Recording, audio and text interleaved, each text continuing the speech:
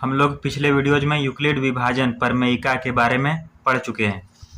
अब हम लोग इससे संबंधित कुछ क्वेश्चन बनाकर देखते हैं। जैसे एक प्रश्न है,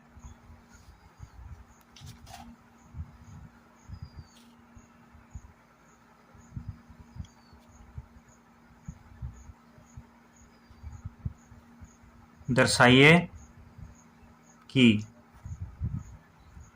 कोई भी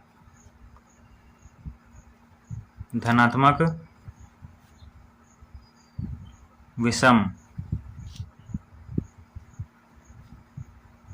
पूर्णांक 6q + 1 या 6q + 3 या 6q + 5 के रूप का होता है।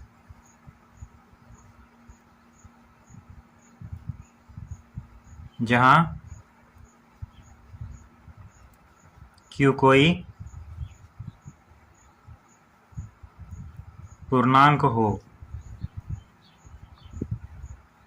अब इसे बनाने के लिए हम लोग यूक्लिड विभाजन प्रमेयिका का प्रयोग करेंगे और उसके लिए मान लेते हैं कि माना यह संख्या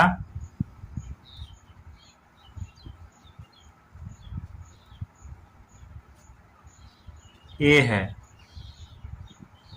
और भाजक b है। यहाँ पे हम लोग भाजक b लिए हैं और b को जो है 6 बना देंगे, b = 6। अब यहाँ पे हमारे मन में एक सवाल आता है कि हम लोग यहाँ पे 6 क्यों ले रहे हैं। यहाँ पे 6 लेने का कारण यही है कि क्वेश्चन में ऐसे ही दिया हुआ है। यहाँ पे आप देखेंगे लिखा हुआ है 6q + 1, 6q + 3, 6q + 5। यदि प्रश्न में 3q + 1, 3q + 2 इस तरह का कुछ होता तो हम लोग वहाँ पे 3 लेते। यदि क्वेश्चन में 5q + 1 इस तरह कुछ होता तो हम लोग 5 लेते। तो क्वेश्चन के अनुसार हम लोग मानते हैं b को, यानी कि भाजक को। तो इसके अनुसार क्या हो जाएगा, a को हम लोग लिख सकते हैं a = 6q + r, यानी कि भाज्य बराबर भाजक गुना भागफल जोड़ शेषफल। जहाँ पे यूक्लिड विभाजन प्रमेयिका से क्या होना चाहिए, जो शेषफल होना चाहिए वो हमेशा 6 से छोटा होना चाहिए, लेकिन बड़ा या बराबर 0 के हो सकता है। तो अब हम लोग r का क्या क्या वैल्यू पाते हैं। r को हम लोग इसके अनुसार यूक्लिड विभाजन प्रमेयिका के अनुसार r को हम लोग 0 ले सकते हैं, 1 भी ले सकते हैं, 2 भी ले सकते हैं, 3 भी ले सकते हैं, 4 भी ले सकते हैं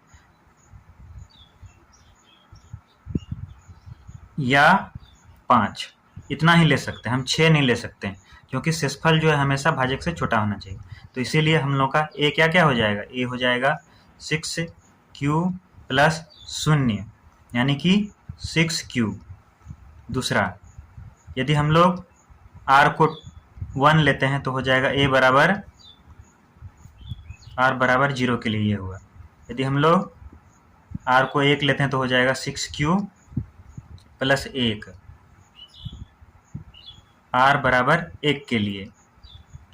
यदि हम लोग r को 2 लेते हैं तो हो जाएगा 6q + 2, यानी कि इसको लिख सकते हैं हम लोग 2 कॉमन ले लेंगे तो 3q + 1। फिर हम लोग यहाँ पे r को हम लोग 2 लिए हैं। यदि हम लोग r को 3 लेते हैं तो हम लोग लिख सकते हैं 6q + 3। यहाँ पे r हम लोगों का 3 है। उसी प्रकार से r को यदि हम लोग 4 लेते हैं तो लिख सकते हैं 6q + 4, r = यहाँ पर 4 हो गया। और यदि हम लोग r को 5 लेते हैं तो लिख सकते हैं 6q + 5, यहाँ पे r जो है वो 5 हो गया। अब यहाँ पे हम देख पा रहे हैं कि टोटल हमारे पास कितना संभावना है, 1 2 3 4 5 6, लेकिन इसमें से ये सभी सम है। एक तो q प्लस 6q, एक ये हो गया, दूसरा ये 6q + 2 और तीसरा ये 6q + 4 सभी सम है क्योंकि ये सभी 2 से भाज्य हैं। यहाँ पे देख सकते हैं 2 हमने कॉमन भी निकाल लिया है। यहाँ पे भी आप 2 कॉमन निकाल सकते हैं। ये हो जाएगा 2 कॉमन लेने पे 3q + 2। तो इसीलिए ये सभी सम हैं। तो विषम कौन से रह गए? बाकी जो है सो विषम है। तो इसीलिए विषम हैं 6q + 1, 6q + 3 या 6q + 5। यही हम लोग को सिद्ध करने बोला गया था। क्वेश्चन में आप देख सकते हैं लिखा हुआ है 6q + 1, 6q + 3, 6q + 5।